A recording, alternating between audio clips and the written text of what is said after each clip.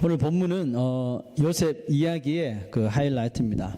하나님께서 그의 백성들에게 하신 약속을 얼마나 신실하게 지키시는지 정확하게 보여주시는 장면이기도 합니다. 드디어 요셉이 자신을 노예로 팔아넘긴 그 몰지각한 형들에게 자신이 요셉이라는 것을 스스로 드러내는 그런 아주 반전의 장면이 나오죠. 만약 이 이야기가 우리가 TV에서 보는 드라마였다면 아마 저번 주일부터 이 날을 손꼽아 기다렸을 것입니다. 언제쯤 하면서 빨리 좀 나타내지 하면서 그 순간을 기다렸을지 몰라요. 드디어 주인공이 자신의 정체를 밝히면서 이 요셉에게 그렇게 모질게 되었던 악한 형들과 죽을 고생을 다 했던 그 요셉의 입장이 이제 완전히 반전되면서 뒤바뀌는 장면이 드디어 나오게 됩니다. 여러분은 이 장면을 보시면서 어떤 생각을 가지십니까? 진짜 속이 시원하다. 진짜 통쾌하다. 하나님은 살아계시다. 뭐 이런 마음이십니까? 물론 사람이라면 이런 마음이 다 드는 것이 당연하겠죠. 그러나 이런 마음에서 그냥 끝나버리면 안 됩니다. 우리가 궁극적으로 가져야 하는 마음, 즉 예수 믿는 사람, 하나님의 자녀된 자가 궁극적으로 가져야 하는 마음은 바로 이 요셉이 형들에게 했던 그 말 속에 있습니다. 자, 그 마음이 뭘까요? 오늘 5절 말씀 이렇게 이야기하죠. 당신들이 나를 이곳에 팔았다고 해서 근심하지 마소서라고 말합니다. 지금 요셉이 무슨 말 하려는 겁니까? 지금 처지가 이렇게 되었다고, 나는 애굽 총리고 당신들은 양식을 구하러 온 사람이라고 해서, 그래서 또 옛날 일 때문에 지금 내가 당신들을 복수할 것이라고 걱정하지 말라는 것입니다. 요셉은 어떻게 이렇게 너그러운 사람이 될 수 있었을까요? 그것 또한, 그 대답 또한 역시 요셉의 했던 그 말 안에서 찾아볼 수가 있습니다. 자, 세 군데를 보겠는데요. 하나님이 생명을 구원하시려고 나를 당신들보다 먼저 보내셨나이다. 두 번째, 7절. 하나님이 당신들의 생명을 보존하고 당신들의 후손을 세상에 두시려고 나를 당신들보다 먼저 보내셨나니. 마지막 8절 봅시다. 그런즉 나를 이리로 보낸 것은 당신들이 아니요 바로 하나님이시라.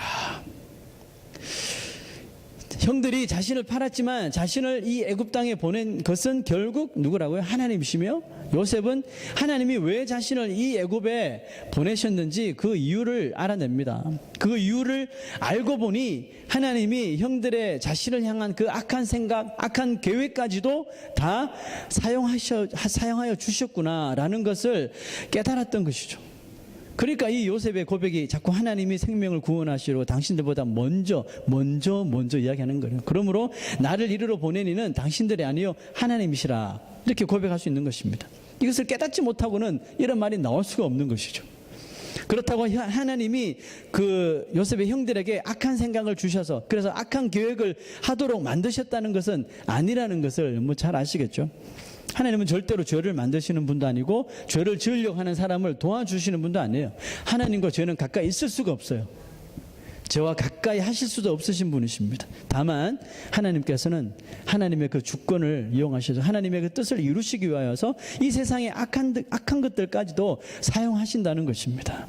왜 그렇습니까? 그것은 하나님께서 택하신 백성들과 가졌던 그 언약, 그 약속을 이루시기 위해서 그렇습니다. 자, 그렇다면 하나님의 약속이 도대체 무엇이었길래 이 요셉이 애굽의 노예로 팔리게 되었을까요? 그것을 알아야 되겠죠. 자, 우리가 이것을 알기 위해서 창세기 15장으로 갑니다. 창세기 15장으로 한번 찾아가 보십시오. 창세기 15장 12절 말씀, 12절에서 16절까지를 천천히 한번 읽어보겠습니다. 자, 이것은 요셉의 할아버지의 아버지였던 그 아브라함에게 하나님께서 하신 언약입니다. 12절부터 봅니다. 해질 때에 아브라함에게 깊은 잠이 임하고 큰 흑암과 두려움이 그에게 임하였더니 여호와께서 아브라함에게 이르시되 너는 반드시 알라. 네 자손이 이방에서 객이 되어, 여기서 이방은 애굽 땅을 이야기합니다. 이방에서 객이 되어 그들을 섬기겠고 그들은 400년 동안 네 자손을 괴롭히리니 그들이 섬기는 나라를 내가 징벌할지며 그 후에 네 자손이 큰 재물을 이끌고 나오리라. 너는 장수하다가 평안히 조상에게로 돌아가 장사될 것이요 네 자손은 4대 만에 이 땅으로 돌아오리니. 이것이 아브라함에게 하셨던 그 언약이셨어요. 그 언약을 이루시기 위해서 한 사람을 앞서 보내는데 그 사람이 누구예요? 바로 요셉이었다는 겁니다. 우리가 흔히 하나님의 그 주권을 말할 때 하나님께서는 그 당신의 계획을 이루시려고 인간의 연약함 뿐만 아니라 어떻게 보면 인간의 악함까지도 사용하실 수가 있다고 말합니다. 이 이스라엘 백성이 그 애굽에서 나올 때 얼마나 이 바로 왕이 악하게 되었습니까? 아주 강팍하게 했죠. 그러나 그 바로의 악함을 사용하셔서 400년 동안 종살이하던 이스라엘을 그 젖과 꿀이 흐르던 약속의 땅 가나안으로 데리고 가셨습니다. 또 그뿐만 아니라 하나님께서는 세상에 이런 무서운 또 예수 그리스도를 믿는 자들을 박해하는 독재자들을 세우셔서 그들을 통하여서 그들의 핍박을 통하여 믿는 자들이 엄청난 고난을 당하게 합니다. 엄청난 고통을 받았지만 결국은 그 고난, 그 핍박으로 인하여 복음이 이 모든 세상에 퍼지게 되었다는 사실이죠. 이와 같은 하나님의 그의 백성들을 향한 이 주권적인 사랑과 보살핌, 인도하심을 우리가 믿고 확신한다면 우리의 삶 속에서 우리의 입에서 끊임없이 터져 나와야 하는 것이 하나 있어요. 그게 뭔지 아세요? 자, 그걸 한번 찾아봅시다. 한 군데 더 찾아보겠는데요. 이제 시편으로 갑니다. 시편 105편에 봅시다. 시편 105편에 왜 우리가 하나님의 이런 주권을 확신한다면 왜 이런 모습이 터져 나와야 되는지 고백하고 있는데요. 먼저 1절에서 4절 말씀을 함께 보겠습니다. 뭘 하라 그랬습니까? 여호와께 감사하고 그의 이름을 불러 아뢰며 그가 하는 일을 만민 중에 알게 할지어다. 그에게 노래하며 그를 찬양하며 그의 모든 기이한 일들을 말할지어다. 그의 거룩한 이름을 자랑하라. 여호와를 구하는 자들은 마음이 즐거울지로다. 여호와와 그의 능력을 구할지어다. 그의 얼굴을 항상 구할지어다. 자, 왜 이렇게 해야 되는지 이제 그 이유를 이제 좀 길게 설명하는데요. 자, 5절부터 계속 읽습니다. 그의 종 아브라함의 후손 곧 택하신 야곱의 자손 너희는 그가 행하신 기적과 그의 이적과 그의 입의 판단을 기억할지어다. 그는 여호와 우리 하나님이시라. 그의 판단이 온 땅에 있도다. 그는 그의 언약 곧 천대에 걸쳐 명령하신 말씀을 영원히 기억하셨으니 이것은 아브라함과 맺은 언약이고 이삭에게 하신 맹세이며 야곱에게 세우신 율례 곧 이스라엘에게 하신 영원한 언약이라. 이르시기를 내가 가나안 땅을 내게 주어 너희에게 할당된 소유가 되게 하리라 하셨도다. 자, 보세요. 아까 창세기 15장에 있던 말씀과 동일하죠. 그 다음 보세요. 그때에 그들의 사람 수가 적어 그 땅에 나그네가 되었고 이 족속에게서 저 족속에게로 이 나라에서 다른 민족에게로 떠돌아다녔도다. 그러나 그는 사람이 그들을 억압하는 것을 용납하지 아니하시고 그들로 말미암아 왕들을 꾸짖어 이르시기를 나의 기름 부은 자를 손대지 말며 나의 선지자들을 해하지 말라 하셨도다. 아브라함, 이삭에게 동일하게 그 이방 땅의 왕이 해하지 못하도록 막으셨죠. 그 다음에 16절 보세요. 그가 또 그 땅에 기근이 들게 하사 지금 7년 동안 기근 등근을 말하고 있습니다. 기근이 들게 하사 그들이 의지하고 있는 양식을 다 끊으셨도다. 그가 한 사람을 앞세 보내셨으며 누구예요? 요셉이죠. 요셉이 종으로 팔렸도다. 보세요. 그 앞에 있는 언약을 이루시기 위해서 아브라함의 자손 중에 요셉이라는 사람을 택하셔서 앞서 보내십니다. 그의 발은 착고를 차고 온갖 고난을 받는 거죠. 그의 몸은 쇠사슬에 매였으니 곧 여호와의 말씀이 응할 때까지라. 그의 말씀이 그를 단련하였도다.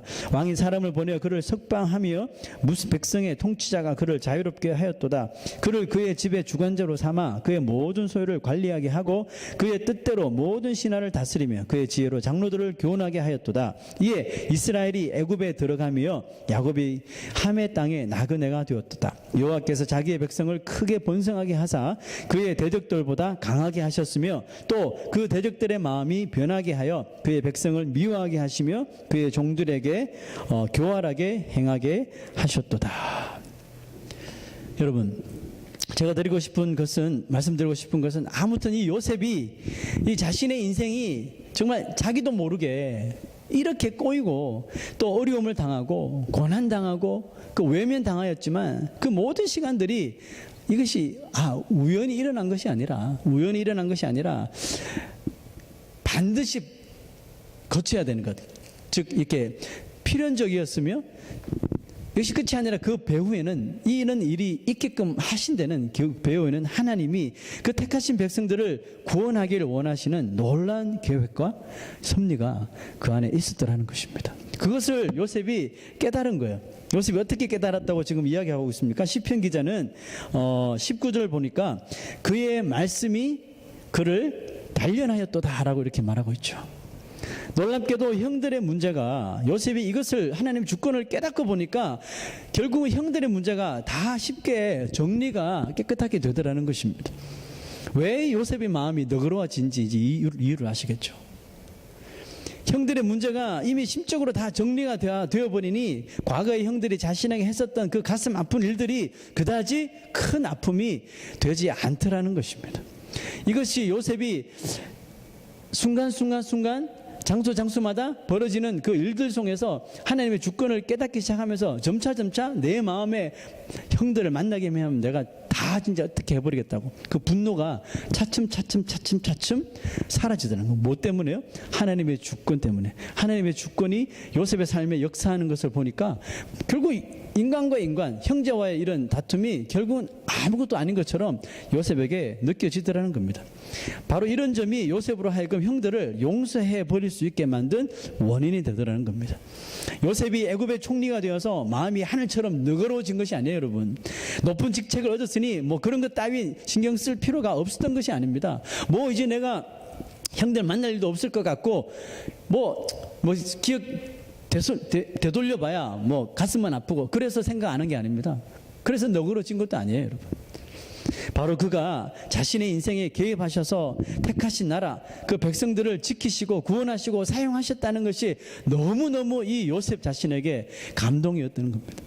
이와 같은 일이 자신을 향한 하나님의 은혜로 마음에 다가오니까 이 형들과의 관계가 그냥 싹 다 정리가 되더라는 겁니다. 여러분, 은혜를 알아야지 진정한 용서가 나오는 것입니다. 그러므로 용서라고 하는 이 말의 그 데피니션, 정의를 한번 내리자면 이런 거예요. 자신을 향한 하나님의 그 주권을 우리가 깨닫고 나면 타인이나 아니면 원수에 대한 가족일지라도 내 감정과 그 입장을 정리해낼 수 있는 것이 바로 용서라는 것입니다. 우리는 막무가내로 용서할 수 없습니다. 사회의 직위와 직분 때문에 어쩔 수 없이 하는 용서라면 그 용서는 분명히 다시 제 모습을 드러나게 되어 있습니다. 그런 의미에서 이 요셉의 용서는 어떤 용서입니까? 변하지 않는 용서예요. 용서했는데, 형들 다 용서했는데 또 가만히 생각해 보니까 몇십 년 전에 20년 전에 생각을 해보니까 너무 또 우라가 치미는 거예요. 그래서 또 요셉이 그렇게 하지 않았던 겁니다.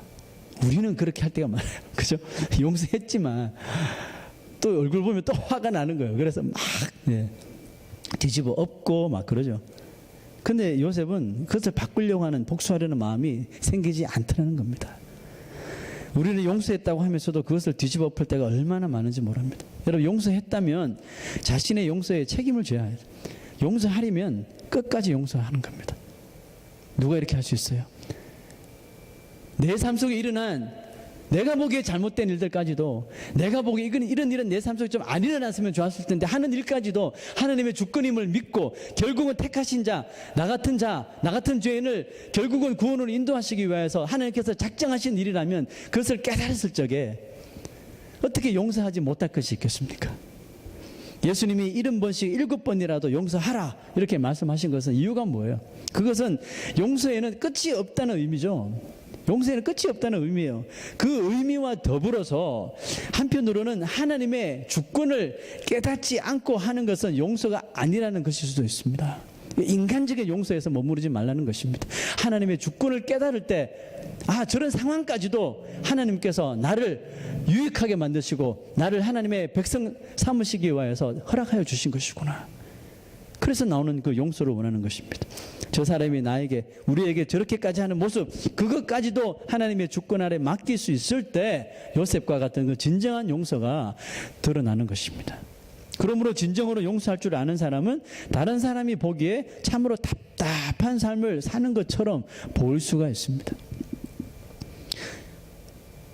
바보 같은 이삭이 왜 그렇게 우물을 그렇게 빼앗기는데도 양보해버리고 용서하는 사람이 된 줄 아세요? 우물을 빼앗아가요. 우물을 그 나라에서 참 우물 파기 힘든데 우물 파놓으니까 그 나라의 목자들이 와서 뺏어가. 이거 우리 거야. 원래부터 우리 거여서 하고 뺏어가 보는 거예요. 그 이삭의 목자들이 막 싸우려고 하는데 싸우지 말고 다 잠잠케 합니다. 그 말을 안 했지만 그 마음속에 이야기했겠죠. 그 안에 하나님의 뜻이 있을 거야. 두 번째 또 우물을 팠는데 또 금방 샘이 터져요. 그랬더니 또 그럴 목자가 왔더라. 또 이거 우리 거야 하고 또 뺏어갑니다. 이삭의 목자들이 이제 막 싸울 준비를 하는데 또 못 싸우게 해요. 말려요. 그들 용서해 줍니다. 양보해 줍니다. 이번에도 하나님의 뜻이 있지 않을까? 왜 그렇게 이삭은 참 미련하게 보일 정도로 다투도 되고 싸워도 되고 우리 거 뺏어가는데 싸울 수 있잖아요. 다투지 않고 그냥 양보해버리고 용서하는 모습을 두 번씩이나 보였을까요? 저는 이렇게 믿습니다. 그는 용서가 하나님이 자신을 위해 이루실 선한 계획에 순종할 수 있는 유일한 길이 바로 용서라는 것을 깨달았기 때문에 그렇습니다. 그래서 아버지 아브라함이 무슨 일을 했습니까? 자기에게 번제 단위에 자기를 묶어서 올려놓고 칼로 내리치려고 그랬잖아요. 여러분들이 만약에 그 자녀라 그러면 용서 되겠습니까? 그 아버지 용서하시겠습니까? 안 되죠. 참 힘든 일입니다. 아버지 아브라함이 자신을 번제물로 드리려고 했던 일에 대해서도 이삭은 용서했습니다. 왜 그랬을까요? 왜죠? 자, 잘 들으십시오. 아버지가 왜 그렇게 하실 수밖에 없었는지 그 이유를 이삭이 분명히 자신의 눈으로 보았기 때문에 그렇습니다. 자, 성경은 아브라함과 이삭의 이야기를 기록할 때 아브라함에게 치중되어서 아브라함에게만 집중하여서 성경을 기록하고 있어요. 그런데 그 장면을 천천히 다시 보면 항상 그 자리에 아브라함이 칼로 내리치는 순간, 이삭을 묶는 순간, 하늘에서 음성이 들리는 순간, 그 어린 양이 가시덤불에 이렇게 묶여 있는 이 모든 것들을 이삭도 아브라함이 보고 들은 것처럼 똑같이 보고 듣고 했습니다. 그렇죠? 이삭을 내리치는 그 순간에 하나님의 음성이 들렸잖아요. 아브라함아, 아브라함아, 하지 말라고. 그 음성을 아브라함만 들었어요? 이삭도 같이 들었거든요. 이삭도 들었어요. 애시당초 자기가 번제물이 아니라 바로 저기 그 양이 이미 번제물로 준비되어 있었다는 그 사실 또한 이삭이 눈으로 보았어요. 무엇보다 하나님께서 축복하시는 사람은 어떤 사람이냐? 바로 자기 아버지와 같이 아브라함처럼 하나님께서 준비하실 것임을 온전히 믿고 기다리는 사람이라는 것을 그가 보고 듣고 깨달았다는 것이에요. 이삭은 두 번 우물을 빼앗깁니다. 두 번 우물을 빼앗겼지만 성경에는 세 번째 이제 우물을 빼앗기는 일이 그만뒀는데 아마 이삭은 세 번, 네 번, 10번까지도 양보하고 용서할 준비가 되었던 사람입니다. 이미. 그랬더니 겨우 세 번 만에 빼앗겼던 이 우물을 빼앗아 갔던 사람들이 스스로 포기하더라고요. 포기하고 이삭을 두려워하기 시작하더라는 겁니다. 그 소문을 들은 그 나라 왕조차도 이삭을 통해 무엇을 봐요? 하나님을 보게 되죠. 이것이 이삭의 능력입니다, 여러분. 선교를 위해 자신의 모든 것을 버리고 그 에콰도르의 아우카족에게 찾아갔던 짐 엘리엇이라는 사람이죠. 그 친구들과 함께. 그렇지만 아우카족을 만나자마자 그들의 창에 찔려서 그 자리에서 그냥 즉사합니다. 짐 엘리엇과 그 일행을 처참하게 죽인 그 아우카족이 변화됩니다. 크리스찬들이 돼요. 그 아우카족을 변화시킨 능력이 무엇입니까? 물론 짐 엘리엇과 그 친구들의 그 희생의 피겠죠. 그거와 더불어서 그 아우카족을 변화시킨 또 하나의 그 능력이 뭐냐 하면 바로 자신의 아버지, 자신의 남편을 죽인 그 사람을 또 찾아가서 용서해 버린 그 아들과 그 어머니의 그 용서의 능력이 바로 그 아우카족을 변화시키더라는 것입니다. 요셉이 자신의 당한 고난, 형들에 의하여 구덩이에 갇히게 되죠. 노예로 팔려가죠. 보디발 장군 집에서 고난당하죠. 감옥에 갇히게 되죠. 이 요셉이 자신의 당한 고난의 이유, 즉 지금까지 경험했던 모든 순간들이 그 하나님의 언약의 약속의 성취를 위한 자기가 도구였다는 것을 깨닫게 되니 오히려 그 일들로 인하여 감사하게 되고 하나님의 그 언약의 성취를 위한 도구로 자신이 사용되었다는 것이 무엇보다도 감격스러웠던 것입니다. 그랬더니 여러분, 그 지나간 일들이 억울하지도 않아요. 과거 형들이 자기한테 했던 일도 억울하지 않는 거예요. 그런 일이 있었기 때문에 내가 하나님의 언약을 성취하는 이 자리에 내가 사용되게 되었구나. 여러분, 이것이 얼마나 감격스러우고 기쁜 일입니까? 그래서 도망가려면 충분히 도망갈 수 있었고 집으로 돌아갈 수 있는 기회도 많았지만 요셉은 고향 땅으로 스스로 돌아가지 않았던 것입니다. 자, 보십시오. 야곱이 살던, 요셉이 처음에 살았던 그 야곱 아버지 집 가나안 땅에서 애굽까지는 걸어가도 보름이면 걸어갈 수 있는, 천천히 가도 보름 또 내지는 20일 뭐 한 달 정도만 하면 충분히 가고도 빨리 갔다 오면 한 달이면 왕복할 수 있는 그런 거리라고 합니다. 자, 한번 생각해 보십시오. 보디발 장군 집에 노예로 팔려갔습니다. 뭐 초창기에는 뭐 도망갈 생각도 못했겠죠. 감시하는 사람이 있을 것이니까. 그런데 요셉이 보디발 장군에서 신뢰를 얻잖아요. 신임을 얻어서 다 그 집안을 관리할 수 있는 자가 되었잖아요. 그 다음에 누가 요셉을 이렇게 누가 지켜봅니까? 요셉이 마음만 먹으면 충분히 집으로 도망갈 수 있는 그런 이 기회가 주어졌다는 것입니다. 그럼에도 불구하고 이 요셉은 이 아버지의 집으로 도망가지 않습니다. 무엇보다도 애굽의 총리가 되었을 때도 집에 방문할 수 있잖아요. 한번 이야기하고 가나안 땅에 갔다 올 수 있는 이야기입니다. 충분한 기회가 있었는데도 불구하고 요셉은 가지 않았습니다. 요셉이 왜 가지 않았느냐? 여러분, 거기에도 이유가 있다니까요. 하나님의 뜻, 하나님의 그 역사를 지금까지 인도하여 주신 하나님의 그 주권을 내가 믿고 사는데 하나님의 뜻, 하나님의 역사를 내 자신의 방법으로 거스르고 싶지 않았던 것입니다. 만약 요셉이 보디발 장군의 집에 있다가 기회를 이렇게 엿보다가 집으로 도망갔다고 하십시다. 도망가는데 만약에 성공했다고 하십시다. 자, 그랬다면 집으로 돌아갔다면 요셉이 야곱에게 고자질했겠죠. 형들이 나를 구덩이에 갇히고 가둬놓고 이 노예로 팔아버렸다고. 어떻게 저럴 수가 있냐고. 그래 야곱이 가만히 있겠습니까? 그 형들 다 징계하고 그 이후 어떻게 되겠습니까? 형들과 이 요셉의 관계는 최악이 되었습니다. 진짜 살인을 했을지도 몰라요. 그 이후에. 자, 만약에 요셉이 그렇게 도망쳐서 이 애굽의 총리가 되기 이전에 야곱의 집으로 갔다 그랬다면 창세기는 50장까지 갈 필요가 없어요. 그죠? 그 30 몇 장에서 끝나도 되는 거예요. 요셉의 이야기는 더 이상 쓰임받지 않고 거기서 끝나는 것입니다. 그러나 요셉이 도망갈 수 있었고 집을 방문할 수 있었던 기회가 있었음에도 불구하고 참았던 거예요. 그거는 하나님의 역사를 내 인간의 스스로, 내 인간의 감정으로 이것을 가로막지 않기 위해서 참고 기다렸던 것입니다. 요셉은 가만히 하나님의 역사를 바라보며 기다렸더니 이와 같은 놀라운 일들이 일어나는 것을 보게 되더라는 것입니다. 기다리게 해주신 하나님 앞에 더 큰 감사를 드릴 수밖에 없었던 것입니다. 여러분, 하나님이 만들어 가시는 하나님의 역사의 중심에 누가 있을 것 같습니까? 하나님께서 만들어 가시는 하나님의 역사의 중심에는 바로 택하신 백성 여러분들이 있습니다. 여러분과 제가 있다는 사실을 기억하십시오. 그의 백성들을 위하여, 그의 택하신 자녀들을 위하여 하나님은 이 세상의 흑 역사까지도 좌지우지하시고 컨트롤 하신다는 것입니다.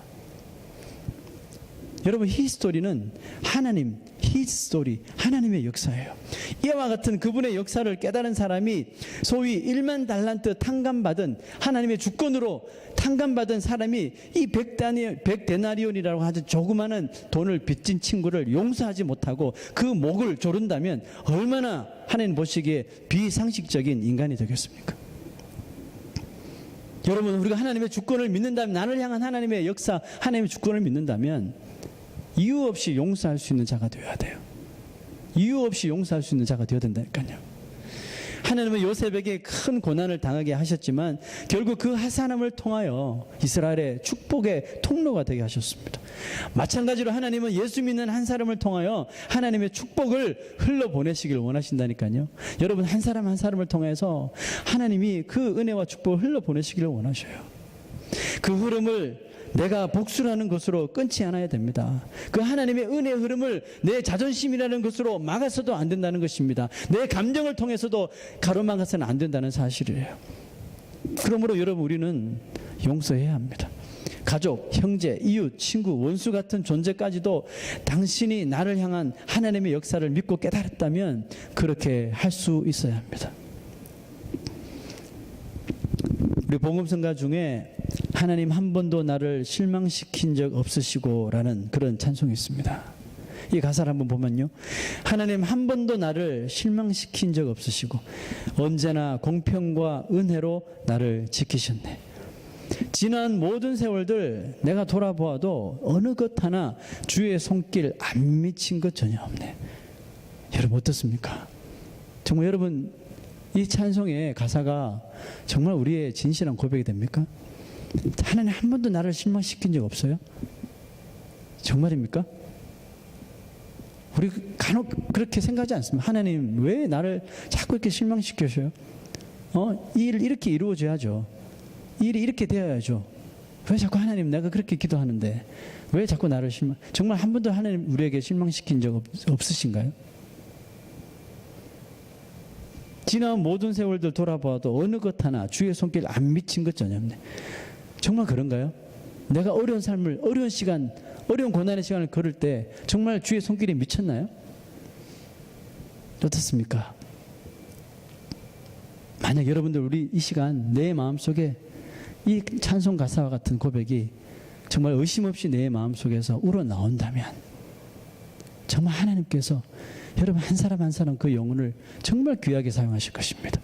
보세요. 오 신실하신 주, 오 신실하신 주, 내 너를 떠나지도 않으리라, 내 너를 버리지도 않으리라 약속하셨던 주님, 그 약속을 지키사 이후로도 영원토록 나를 지키시리라 확신하네. 여러분 이 찬송을 한번 주님 앞에 우리 마음을 다해서 한번 드리기를 소망합니다.